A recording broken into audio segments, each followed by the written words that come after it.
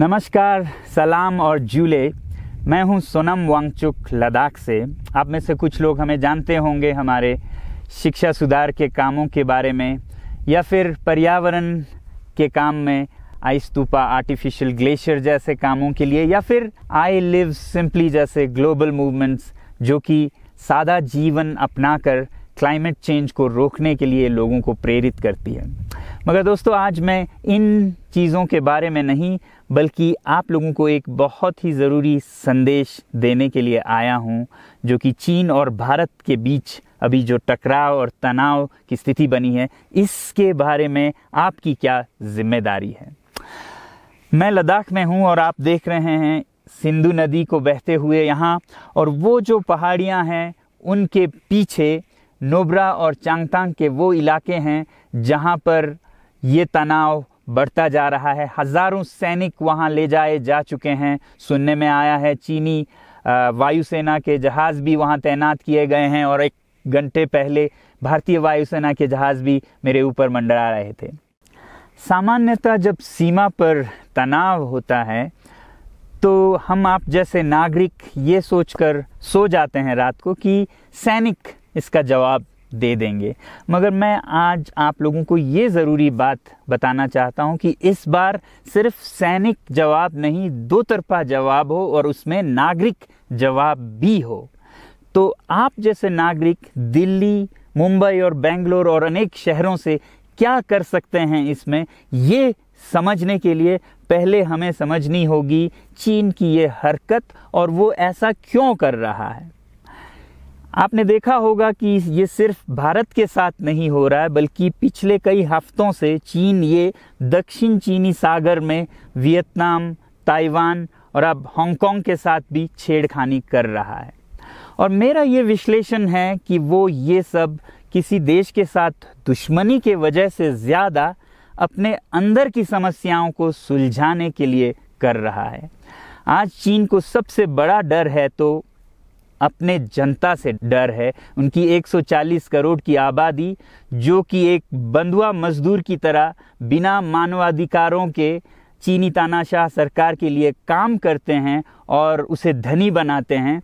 जब वो नाराज़ हो जाए तो फिर एक क्रांति की सी परिस्थिति बन पड़ती है, और इससे चीन बहुत डरता है।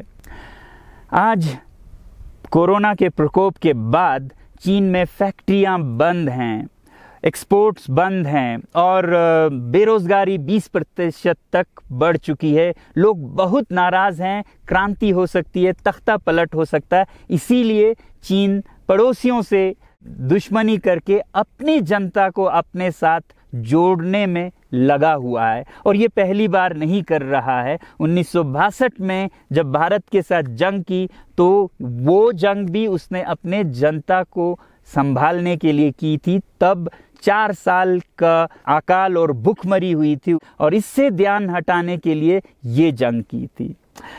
चीन के लिए अपनी जीडीपी और जो खुशहाली है उसे बढ़ाते रहना बहुत ही ज़रूरी है, और जिस दिन जीडीपी घट जाए वहाँ की जनता क्रांति के लिए तैयार है। मैं तो कहता हूँ कि इस बार भारत की बुलेट पावर से भी ज़्यादा वॉलेट पावर काम आएगी। जो नागरिक पैसा खर्चते हैं चीन के सामान को खरीदने में, ज़रा सोचिए, हम आप भारतीय उद्योग को मारकर चीन से मूर्तियों से कपड़ों तक हर साल 5 लाख करोड़ के सामान खरीदते हैं, और फिर यह पैसा आगे जाकर हमारे सीमा पर हथियार और बंदूक बनकर हमारे सैनिकों के मौत का कारण बन सकती हैं।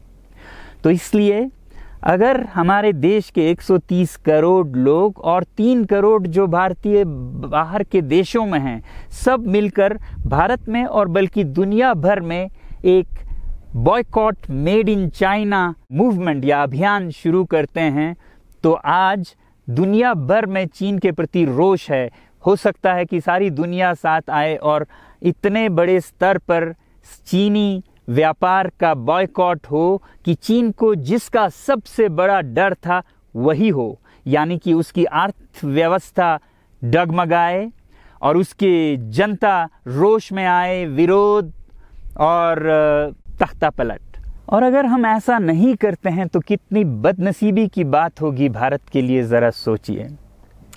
एक तरफ हमारे सेना सीमा पर जंग लड़ रही होगी और दूसरी तरफ हम आप चीनी सामान, मोबाइल से लेके कंप्यूटर्स, कपड़ों से लेके खिलौनों तक को खरीद कर उनकी सेना को पैसा भेज रहे होंगे, चीन की सेना को।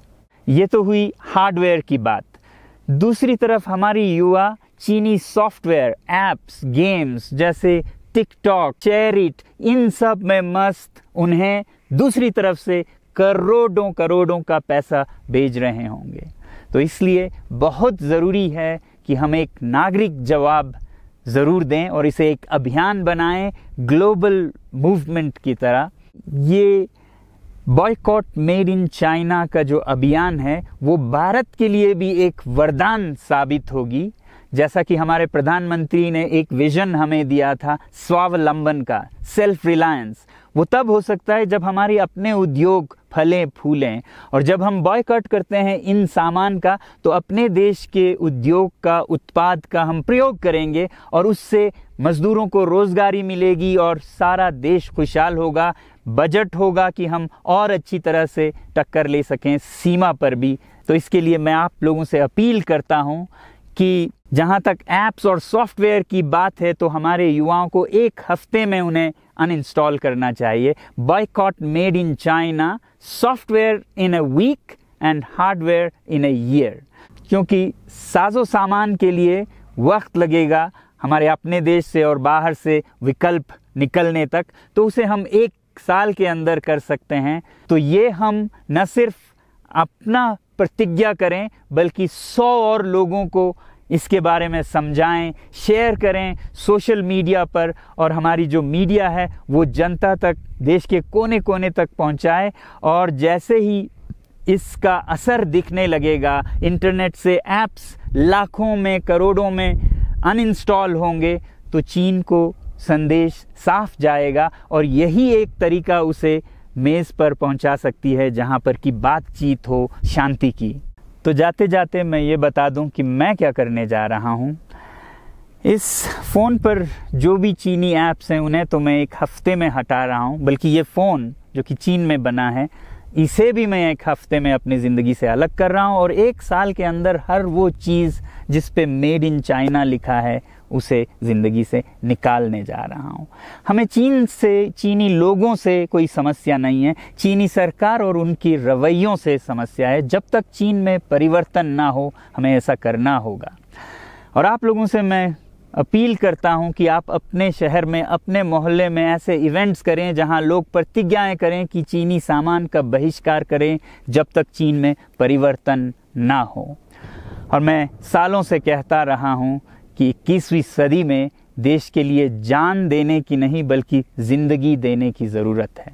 लद्दाख में बढ़ते हुए ये देश के लिए जान देने का कारोबार बहुत देखा, और जहां एक तरफ मैं सलाम करता हूं उन लोगों के लिए, उन लोगों को जिन्होंने देश के लिए जान दिया, मगर इस 21वीं सदी में मेरा ख्याल है कि देश के लिए जान देने की नहीं, ज़िंदगी देने की ज़रूरत है।